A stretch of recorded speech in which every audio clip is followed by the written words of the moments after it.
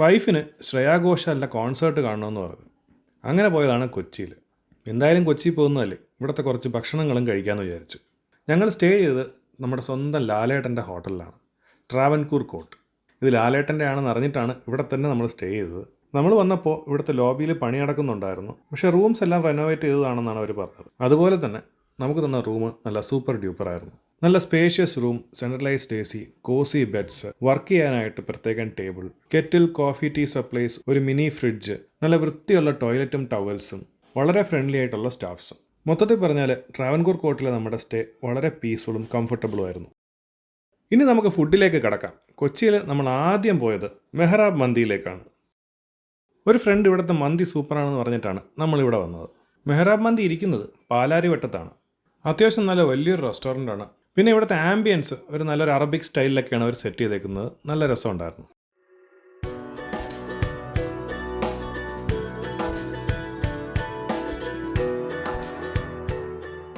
ഇനി ഇവരുടെ മെനുവിലേക്ക് വരാം. ഞാൻ കണ്ടിട്ടില്ലാത്ത ഒരുപാട് അറബിക് ഡിഷസ് ഉണ്ടായിരുന്നു ഇവരുടെ മെനുവിൽ. മഡ്രൂഫ്, മസ്ബി, മുഗലൈ, ഹനീദ് എന്നൊക്കെ പറഞ്ഞിട്ട് കേട്ടിട്ടില്ലാത്ത കുറേ സാധനങ്ങൾ. മന്തി കഴിക്കാനായിട്ട് വന്നതുകൊണ്ട് എന്തായാലും മന്തി ഓർഡർ ചെയ്തു. അതിൻ്റെ കൂട്ടത്തിൽ ഒരു പുതിയ ഐറ്റം കൂടെ ട്രൈ ചെയ്ത് നോക്കാമെന്ന് വെച്ചിട്ട് മട്ടൺ മഡ്രൂഫും കൂടെ ഓർഡർ ചെയ്തു.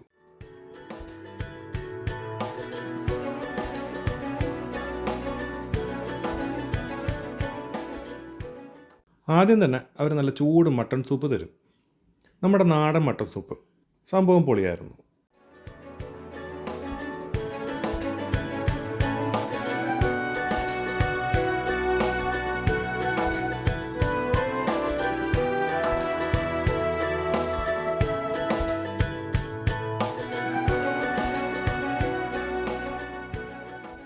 അതിനുശേഷം നമ്മൾ ഓർഡർ ചെയ്ത മട്ടൺ മഡ്രൂഫ് എത്തി. മന്തി റൈസ് പോലെയാണ് സാധനമെങ്കിലും ആ മട്ടണും അതിൻ്റെ ഗ്രേവിയും അതായിരുന്നു അതിലെ താരം.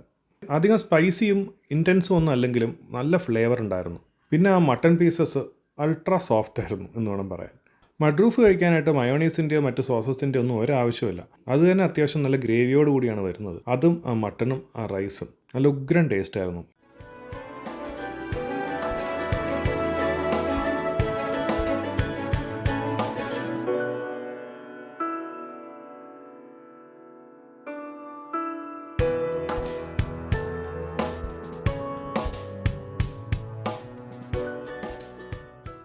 ശരിക്കും പറഞ്ഞാൽ ഇവിടുത്തെ മന്തിയാണ് കഴിക്കാൻ വന്നതെങ്കിലും എനിക്കിവിടുത്തെ മഡ്രൂഫാണ് അതിനെക്കാട്ടും ഇഷ്ടപ്പെട്ടത്.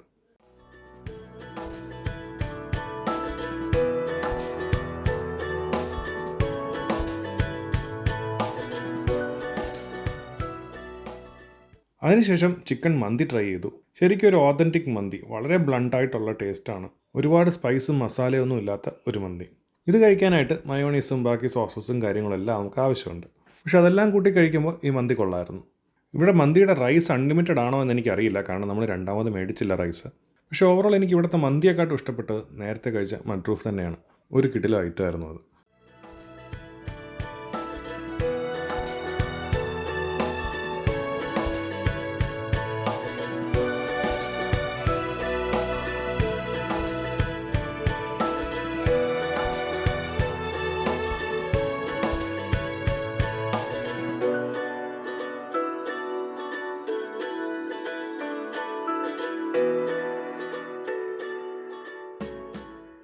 പിന്നെ ഈ ഭക്ഷണം എല്ലാം കഴിച്ച് കഴിയുമ്പം അവരൊരു ചെറിയ ഗ്ലാസ്സിൽ ഒരു സുലൈമാനി കൊണ്ടുവയ്ക്കും.